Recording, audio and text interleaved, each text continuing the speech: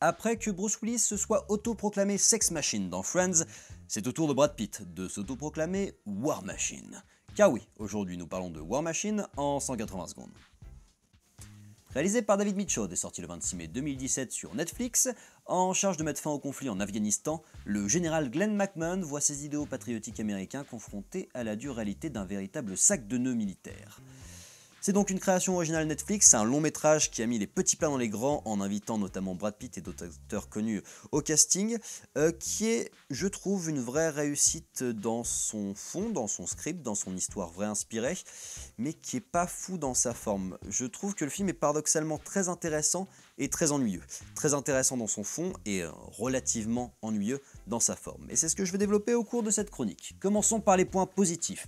Le fond, donc. Je trouve ça ultra pertinent et ultra intelligent d'aborder le conflit militaire afghan sur sa fin, sur le moment où il faut retirer les troupes. Comment on justifie cette occupation aussi longue et où on n'a pas réussi finalement à remettre un état de paix alors que c'était ce qui était prôné à la base. Et c'est très intéressant d'aborder en plus ce conflit des yeux d'un militaire américain stéréotypé et éduqué dans le mythe du cow-boy US, et du coup qui est persuadé d'être là pour faire le bien et qui en est presque touchant par la bêtise avec laquelle il est persuadé que sa solution est la bonne.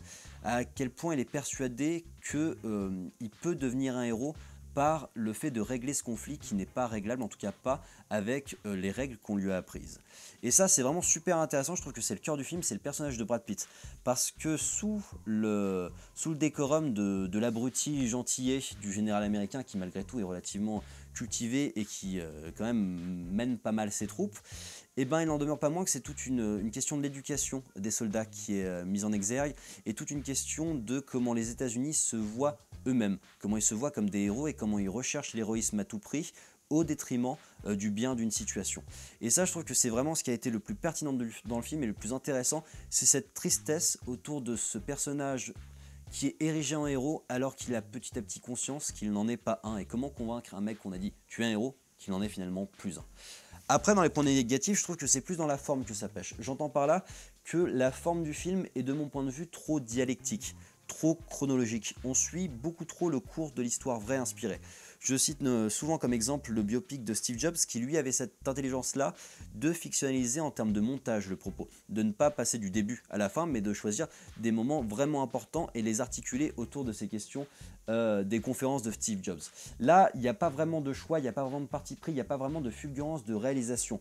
On n'a pas l'impression d'un début, milieu, fin, en plus on a vraiment l'impression d'un long milieu dans le sens où les relances scénaristiques ne sont pas assez importante pour donner l'impression d'un second souffle au film. C'est globalement très propre et ça manque du coup un petit peu de fulgurance, mais malgré ce résultat liste, le fond fait que l'histoire est très intéressante et suffit à porter le film comme un bon film. Et top. Voilà, je me permets de rebondir sur la question de Netflix, de toutes les questions qu'il y a eu à Cannes, qui a posé un petit peu polémique. Moi, de mon point de vue, écoutez, je trouve que c'est chouette d'avoir cette occasion de voir ce film très critique envers les États-Unis, qui aurait peut-être pas eu la chance de sortir au cinéma comme ça, en tout cas aussi critique, j'ai envie de dire.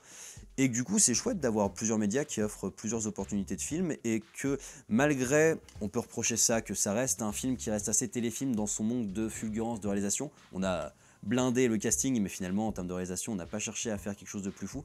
Bah, malgré ça, c'est chouette d'avoir d'autres opportunités, de découvrir d'autres genres de films sur d'autres médias. Je vous invite à liker, commenter, vous abonner, puis je vous donne rendez-vous sur la page YouTube de Popcast pour d'autres critiques ciné en 180 secondes.